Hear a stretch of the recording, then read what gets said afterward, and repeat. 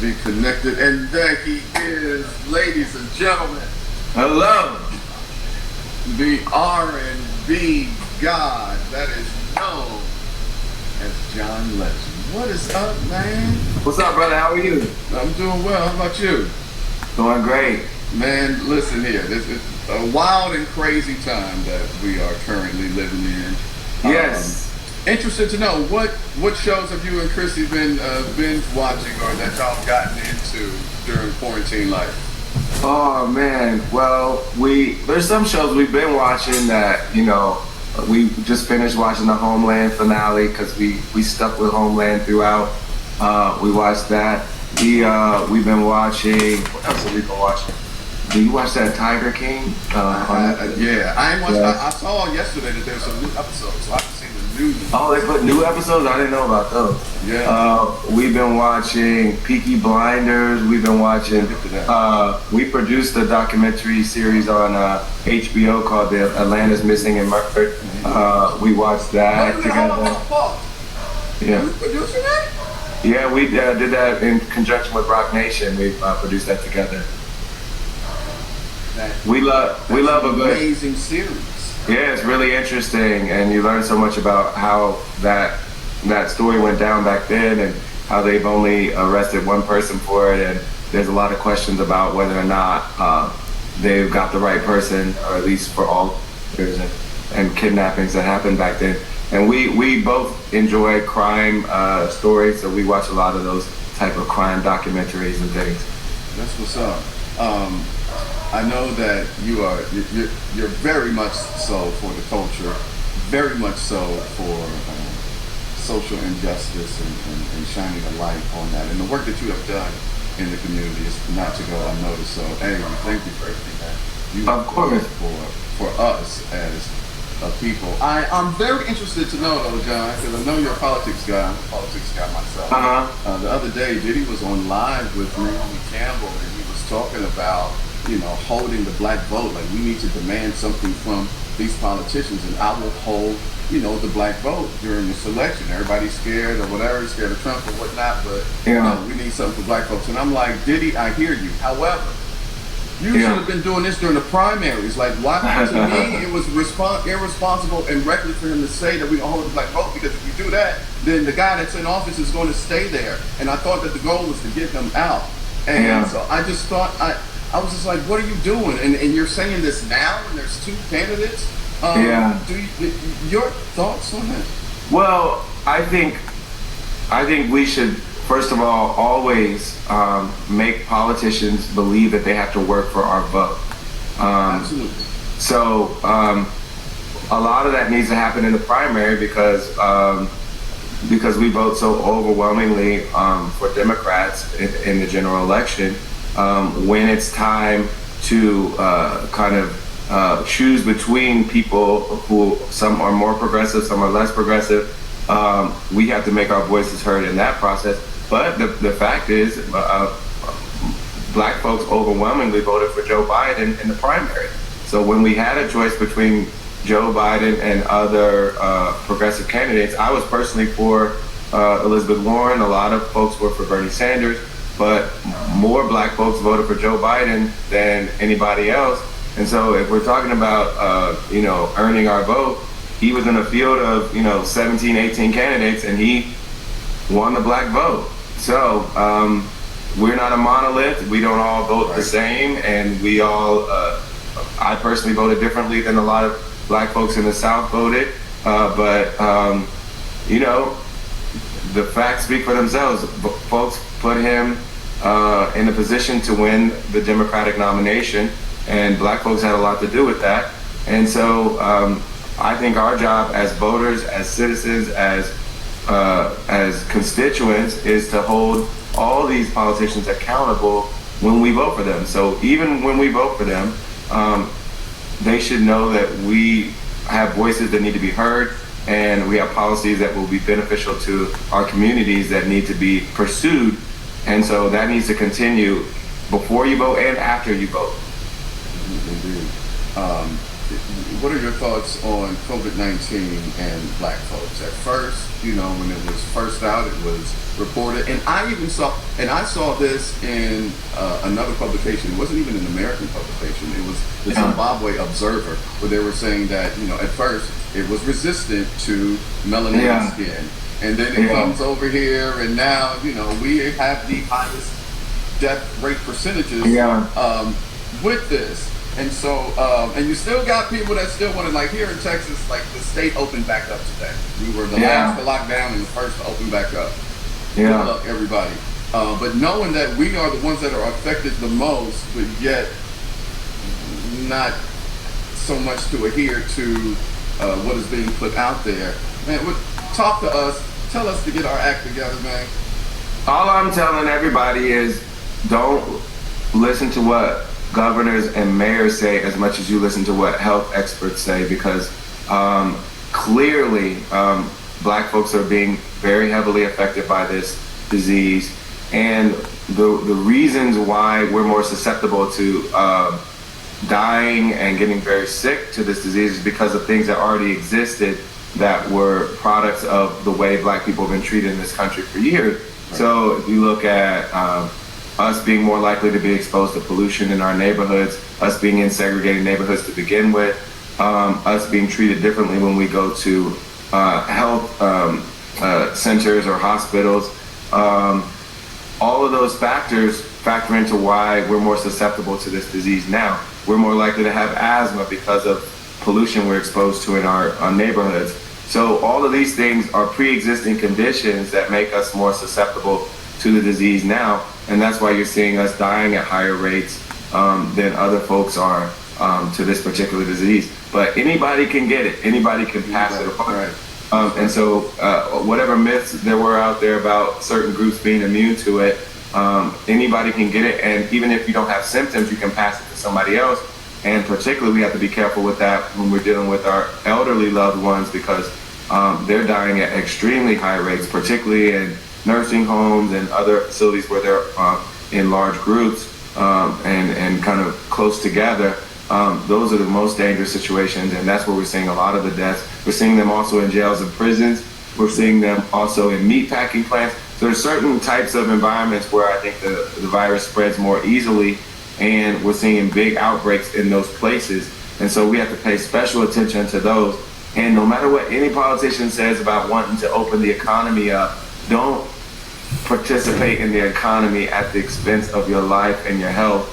And that's why if I need to postpone my concerts, I'm going to postpone them. I don't want people coming to my show and getting sick because they're in a large group with a bunch of other people. And so we're going to be paying attention to what's happening. If we need to postpone our shows, we're going to postpone them. And every other business that's operating needs to make sure they can invite people back when it's safe for them, not just so they can make money. Right. I told my Facebook Live audience last night, I said, look, I'm not going to die so this country can get its economy back. Exactly, because we are did that.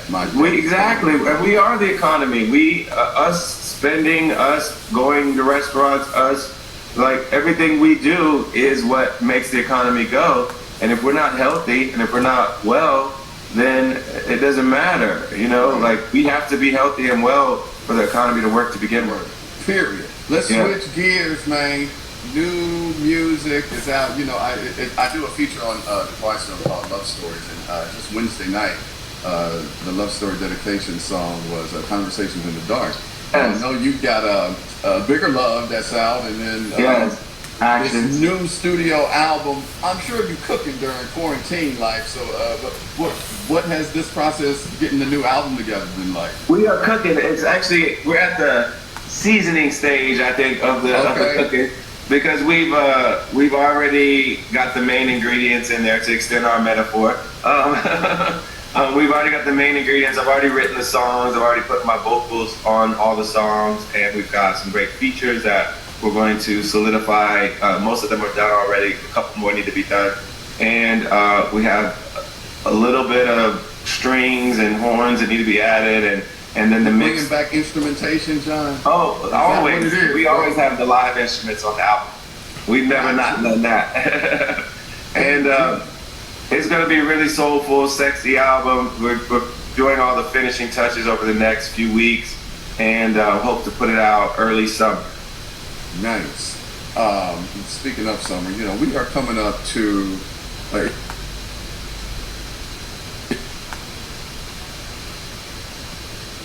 I lost you. Okay, I got you back. There we go. Okay, yeah. There we go. It's graduation time. If yes. you could give a word or a shout out to the graduating class of 2020. Well, you know, I actually wrote a speech for Berklee School of Music because I'm one of their honorary doctors of music this year, and they asked me to write a speech for them, for the young people that are graduating, and they're all music, majors, either performance side or on the business side. And I just talked about all the journeys that I've had in my life and all the times when, you know, good fortune has happened and when bad fortune has happened in my life. And of course, everybody that's graduating right now is going to be graduating to the worst job market possible. It's terrible. You know, people are losing their jobs left and right, and it's a scary time to graduate. My advice is know who you are, know what your strengths are, keep working on them, keep trying to be the best version of yourself that you can be. You may not get hired right away because this is a tough time to get hired, but keep developing yourself and preparing yourself so that when those opportunities do arise, you're ready to take advantage of them. And right now, it's going to be tough. This is not an easy time for anybody, and it's not going to be an easy time for anybody graduating and trying to find a job so they can pay back all those student loans and everything that we need to do when we graduate. So it's going to be a tough time, but we have to get through it, and we have to keep developing ourselves so that we're ready to take advantage of opportunities when they come. But it's also tells us how much voting matters because, you know, you have the opportunity, we've had the opportunity in the Democratic primary to vote for people who are going to forgive our school loans, you know. We had that opportunity. And we have the opportunity to vote for people that are going to extend health care, so it's a right to everybody. So when you're paying attention to what these politicians are saying, think about, you know, what you need in your life and what you want the government to be able to do for you. And you're starting to realize that the government actually really matters, and who's in charge matters, leadership matters, and we have to think about that when we vote. Facts matter. Yes, absolutely, and we have to think about that when we vote this year. Indeed. You and I, we are both from the great state of Ohio. Oh, where you from? I'm from Dayton, Ohio. Oh, okay, we're neighbors then. Yeah, I know, right? I went to Trotwood, so you're yes, we used to play y'all. We used to play all the time, right? Yes, yes. So, you know, I'm a Buckeyes fan. I know you are a Buckeyes fan, man. Very much so. What do you think of all these Buckeyes with the recent draft, bro? Well, I think we've been used to it now. Every year we've had so many great, talented people coming from Ohio State, and Ohio State's been doing such a good job recruiting from all over the country, because you look at where these guys are coming from. When I was growing up, a lot of the best stars at Ohio State grew up in Ohio. But now you're seeing cats from Texas, from California, from Florida, from all over the country, and that just shows how good of a job they've been doing recruiting people to come to Columbus, and they've been preparing them really well, and been creating so many and developing so many NFL stars. Hopefully we'll get to watch football soon. Who knows what'll happen? Right. 16 years in the game. Get Lifted came out in 2004. Yes, still here, bigger than ever, on The Voice, all of that. Bro, did you know that you would last this long, or was there a part where you was like, you know, I don't know, this one kind of flopped, I might be done? Like, did you imagine yourself still being here throughout the 2000s? I wanted that, and you know, I remember when I was, you know, signed to Kanye's production company, we would go to these record labels together, and we would talk about that I made timeless music, and I was going to be around for a long time, and I wasn't going to be a flash in the pan. And I believed that when I said it to the labels, but I was also selling myself. You know, I was like, you know, you need to sign me. Right. So you put your best foot forward, and you present your pitch to them, like, listen to this music. It's global, it's soulful, it's timeless, it's classic. And that's what I told all the labels back then, and eventually they agreed with me and believed in me, and I got signed to Columbia, and I've been trying to live up to all the things I said I could do ever since, and make music that's timeless, make music that people will remember, and it will bring back great memories for them of the times in their life when they listen to it. And hopefully we'll continue to do that with this new music. Yes, indeed. And speaking of music, since I hosted Quiet Storm, before I let you go, Yeah. if you can give me real quick, pull from the brain, 5 of your favorite R&B slow jams. Woo! I'm gonna say "Adore" by Prince. Good one. I'm gonna say